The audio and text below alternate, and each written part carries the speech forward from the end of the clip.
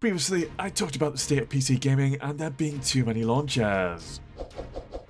It's been a massive frustration for PC gamers. Damn right. But things are getting better these days.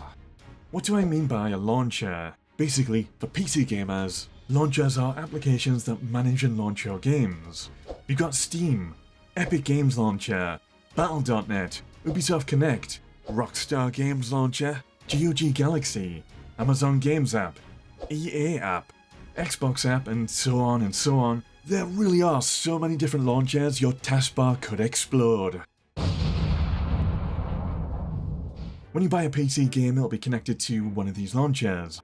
You need to download and install these launchers, sign up and sign into them to launch and play your game. This is one hell of a mess. I want to play Final Fantasy VII Remake, I'll have to load up Steam. Kingdom Hearts, Epic Game Launcher. World of Warcraft, Battle.net. Basically, it was just a massive pain in the arse for PC gamers to use all of these different launchers. And worst of all, your games library will be split up across these different places. It's just not very consumer friendly, and preferably I think PC gamers should have the choice of where to own and play their games. Yeah. Generally, most PC gamers prefer to use Steam. It's been around a while, it's generally where our online game library exists, and it's got lots of useful features. But companies like Epic Games decided they want a piece of the pie and started paying exclusivity deals for companies to take their games off Steam and put them exclusively on the Epic Games Launcher instead. Do it. Which was completely infuriating, and a lot of PC gamers would boycott these games till the exclusivity deal ended and these games came to Steam. Some would rather resort to pirating than support these anti-consumer practices. Stop! You violated the law. That's the general gist of it, but how are things going in 2025? Are there still too many launchers? And you know what? I'm definitely a lot happier with the current state of PC gaming and launchers. Lots of companies like Ubisoft and EA, they stopped putting their games on Steam and put them on their own launchers like Ubisoft Connect and EA App instead. But it turns out PC gamers didn't want that, and their games didn't sell very well. So a lot of these companies have come crawling back and put their games back on Steam again. You could not live with your own failure. Where did that bring you? Back to me. We've even got newcomers like PlayStation Studios bringing their games to PC and Steam. Fantastic news for PC gamers. They can choose where they want to buy a game, and there's a lot less terrible launchers involved. I know it might sound like a really petty issue, but it really was frustrating, and for many different reasons. I generally prefer playing on Steam. It's got loads of really useful features. Achievement systems, cloud saving, a decent refund system, modding support, game forums, player-made guides, friend lists, private game streaming to your friends, remote play, dedicated custom controller support, games recording, cloud space for your screenshots library, the ability to write detailed reviews for items on the store, and so on and so on. A lot of other platforms and launchers don't have these features, and the lack of these features is detrimental to the player's experience. Steam's controller support is fantastic, and it's sorely missing when I'm playing games on other launchers. My controllers just don't work and I'll have to download and install some third-party software. Ain't that the truth? Hey, if you're a huge fan of RPGs, consider subbing to Peter Bytes or liking the video for more content like this. Cover lots of RPGs, you might like my Final Fantasy series, where I'm replaying them all and ranking them against each other as I go. Thank you.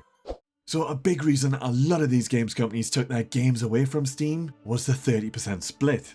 Valve and Steam charge a hefty fee for them hosting and supporting a game. Games companies could bypass that fee by hosting it on their own platform or launcher instead. Well, everyone claims it's a 30% split, but it's actually less. You see, it's a 30% split for the first 10 million in a game's revenue. Then it's a 25% split up to 50 million, and finally above $50 million in revenue, it's down to a 20% split. So technically not entirely a 30% split, but it generally favours larger game studios that make tens of millions of dollars. Here's something interesting. Companies like Activision are quite sneaky. They'll put a Call of Duty on Steam, and eventually they'll make over $50 million in revenue on the game, and get that lower 20% split. But here's the thing, they then kind of integrate a few of their Call of Duty games together, like Modern Warfare 2, 3 and Black Ops 6. They all exist under a game called Call of Duty. My theory is that they've done this to keep the 20% split. You see, if they hosted these games on Steam separately, the new games would have to start at the 30% split till they made over $50 million in revenue. Are you yanking my pizzle? But even at a 30% split on Steam, I personally think it's worth it. They host your games, they manage your download, patches, there's lots of support and extra features. Arguably better than hosting your games with PlayStation, Xbox and Nintendo, who offer a static 30% split. The head of Epic Games, Tim Sweeney, he's always ranting about how bad and unfair Steam is with its 30% cut. And I find it a bit hypocritical that Epic will put games on PlayStation, Xbox and Nintendo Switch, but he won't complain about these organisations where the splits are arguably worse. And he won't pay developers to not put their games on these platforms like he does with Steam. Bloody heck!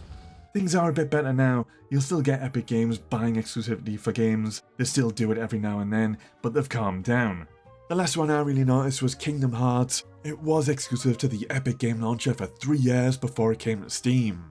And I think it's this kind of attitude that's turned PC gamers against the Epic Games Launcher, and a lot of players will boycott this stuff, or even sail the high seas.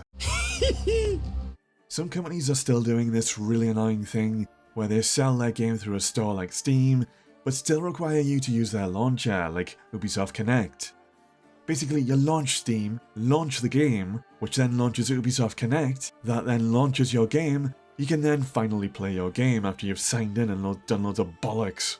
It's just a faffle on, and all this anti-consumer crap rightly turns PC gamers against these companies and games. But these companies just don't seem to understand.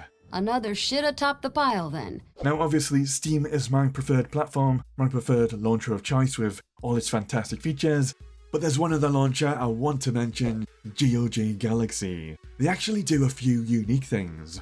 For one, it attempts to merge all your games libraries and gaming stats together, but it also offers DRM-free games. That means when the servers go offline or the internet is destroyed in World War III, you can still access your games because you can freely back them up physically. I think that's pretty cool, because I've lost access to digital games because digital stores have closed down in the past. That's the thing, at any point one of these half-arsed game launchers can just terminate your account or shut down their servers. But GOG is pretty nifty and worth checking out. They've got lots of retro games too, some good old games. Yeah, state of PC gaming and the too many launcher situation has definitely improved. Surprisingly, Microsoft kind of understood the PC player base and were a big champion of bringing stuff to other platforms and launchers like Steam, while still offering alternatives elsewhere like Game Pass on their Xbox app. Xbox are also launching their own ROG handheld, similar to Steam Deck, but it runs Windows. It can run Steam, it's pretty much a PC, that's so cool. And now PlayStation are even getting in on it, bringing once exclusive games to PC. These days I only utilise 1 or 2 launchers, it's so much better now. A lot of gamers would boycott games when companies like Epic Games would pay for exclusivity on PC games. But with all these gamers holding out, it was worth the wait. It's been a victory for gamers.